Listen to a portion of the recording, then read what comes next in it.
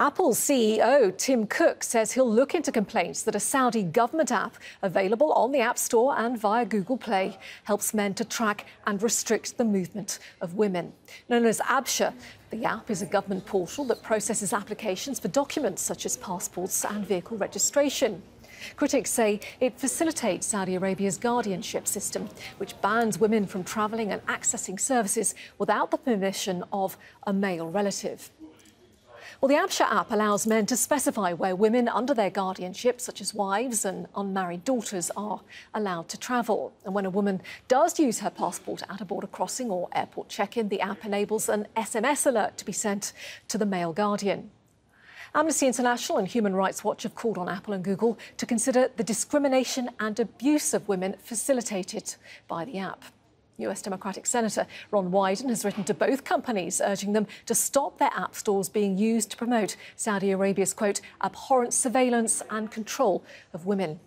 And as the online backlash against the app gathers pace, many of the reviews on the Google Play site are in fact posts condemning it as harmful and dangerous.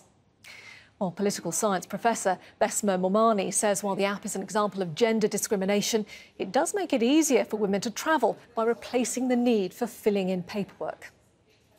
It's an e-portal sort of government type of app that's really supposed to facilitate paperwork. I mean, rather than having to go to your local ministry and file the necessary paperwork, you can do it all online. And it's really trying to take advantage of the fact that much of the Middle East is very much hyper-connected.